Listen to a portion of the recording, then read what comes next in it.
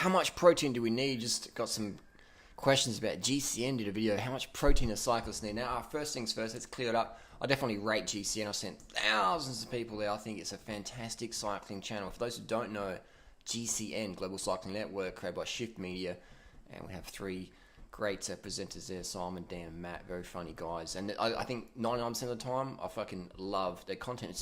It's like great stuff. Chain length, just good shit, man. Really, really great. They bang out so many videos. I'm looking down their channel. It's just really consistent. I talk to those guys in person. Even Simon, he runs the same seat as me.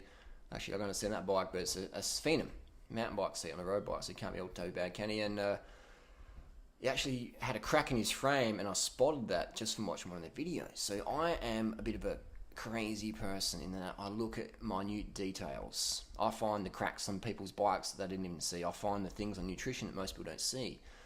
So I understand this protein thing. Now, down below, I posted a link for Dr. McDougall stuff. Dr. McDougall, he's just got some great, easy-to-read shit, all backed by, just back shit. Just link down below in the description text about protein.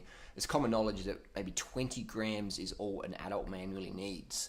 And the World Health Organization doubled that to say at least 5% total calories. So 3,000 calories, quick math, you're looking at 35 to 40 grams of protein a day is all we need. People say, oh, I'm an athlete, and that's good, but cycling. Let's look at cycling. It's all about what's per kilo. What can you do for 30 minutes after 5 hours racing in the sun, 3 weeks of racing around France? You look at all the top cyclists out there, the fastest cyclists out there, all right? The road cyclists, the mountain bikers, all skinny motherfuckers. Let's look at Chris Froome. We're going to do some before and afters, all right? Every single GC rider is fucking like a fucking praying mantis on a fucking bike, all right? Look at these carbon bikes, mate. They're getting lighter and lighter and lighter. Not getting stronger and stronger and stronger. They're getting lighter and lighter and lighter. Because it's not about being strong as a cyclist. You don't need muscle mass as a cyclist. So in GCN, well, not just GCN, whenever someone, well, basically, let's cut to it. GCN is created by Shift Marketing, and it's a marketing channel, which is good, but it has some awesome shit on there. But occasionally you get this SIS product placement of the leucine protein powder. In my opinion, it's not needed. Cyclists want to be skinny. You want to have legs like fucking Chris Froome, really, basically. So having more protein and trying to lose weight, it's like you're eating like a bodybuilder, but you want to look like a toothpick Chris Froome. It's counterproductive. Just like if you want to look like a steroid-up bodybuilder, taking the amount of steroids that the average cyclist would take isn't going to get you there. So cyclists who take steroids, I've taken steroids myself, the dosages they're micro-dosing. No one in the gym is micro-dosing steroids. They're using quite large amounts compared to the average road cyclist or mountain biker.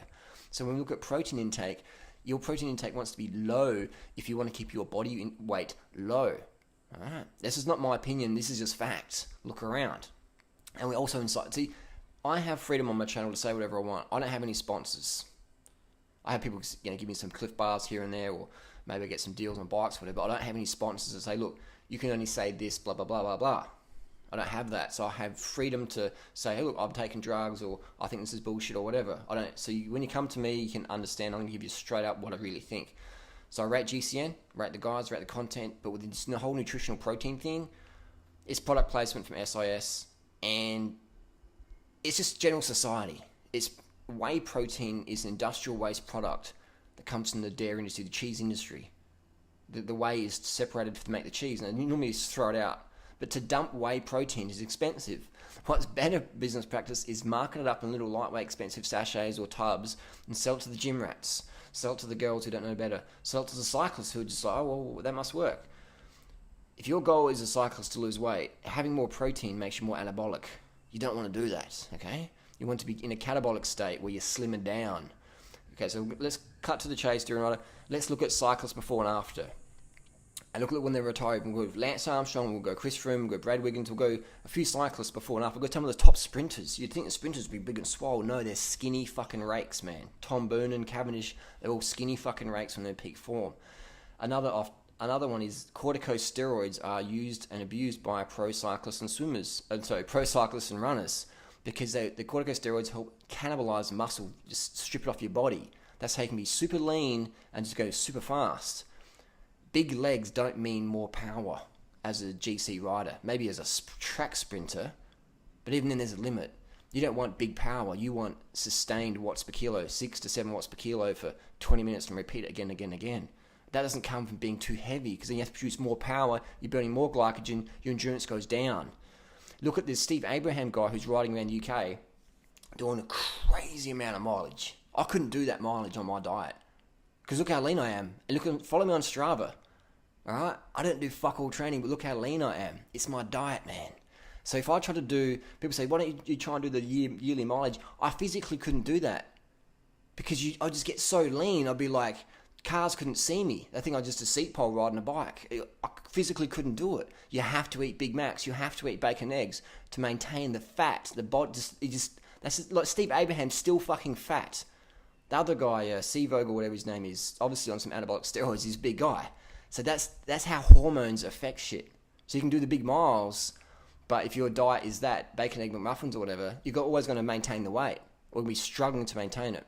Lean physique, slim physique. You're not going to look like a cyclist if you're eating a standard Aussie diet, standard Western diet. You're not going to. Even if you're doing big miles, you're not going to. So when Lance Armstrong on the Joe Rogan podcast talked about calorie restriction, they have to when you're eating whey protein or all that shit. You have to, because it's tweaking your hormones, it's making you gain a few extra kilos. So for a GC rider, an extra 3 or 4 kilos is catastrophic if it's not contributing to performance. And you don't need big muscles to push 400 watts for 10 minutes or 40 minutes. Look at Chris Froome. All right? You don't need big muscles. So to have extra protein to preserve lean muscle mass when the top cyclists and runners out there are abusing corticosteroids to slim down, that is just doesn't work. So that's my opinion. I'm not pissed. I don't hate GCM. I rate those guys. I am more pissed at how the marketing, the general society belief system on protein, it's just so wrong. I remember in carbon bikes, you couldn't sell carbon bikes. Giant was like the first company to bring carbon really to the market back in early 1990s, and people were like, carbon, what's plastic? Well, no. And then when Lance Armstrong won the 99 Tour de France on Trek OCLV, carbon just blew up. Now if you don't ride a carbon bike, people are like, oh, it's not carbon. But before you couldn't even give carbon away almost. So it's amazing the perceptions in cycling, how things, even compact cranks. I used to say compact cranks are like, just get stronger, you dumb cunt, you weak pussy, whatever. And now all I ride is compact. I even got a fucking 40 tooth on my bikes on them, you know? I don't leave the door unless it's got a 32 on the back. So it's amazing. Things change in our brains. I used to be slugging down whey shakes and shit. You come to a point where you learn the truth and you understand that authority isn't the truth. Truth becomes the authority. Having whey protein as a cyclist or extra protein, in my opinion, when you're trying to be slim, it defies logic. If you're underweight, for sure. If your BMI is under 19, I wouldn't even say even more protein, just have more carbohydrate calories, have more calories overall, maybe decrease your training. Bottom line. If you have 3 triplets on a bike, they're always 70 kilos. Everything's the same. Their belief system, their bikes, everything's the same. They're riding together in a bunch. Not even a bunch, they're riding side by side. They're going up a 4-hour climb. And one of them, you limit the protein intake during the ride. Nothing's going to happen to him. The other one, you limit sugar intake. He's going to get dropped. The first one, you limit water intake. He's going to get dropped as well. The guy that in limited protein is just going to blow past them all. The ones who limit their carbohydrate and water, they're fucked. So when you're on a ride, you don't need to eat protein. It's nonsense. It's actually going to delay glycogen restoration. And we look at the drugs that increase glycogen retention and restoration. It's insulin, it's testosterone. So we have cyclists using testosterone to increase their glycogen retention and uptake. We have cyclists using insulin microdose. Very dangerous, I don't recommend it. But they're doing that to speed up recovery process. So to get more glycogen into muscles to recover faster. So in the stage race, boom, you're back ready to roll next day.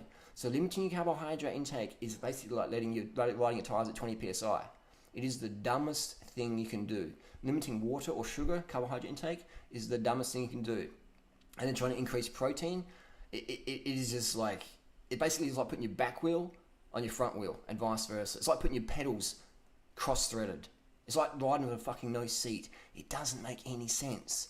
But if someone with a position of power, whatever, says it, noobs are going to try it.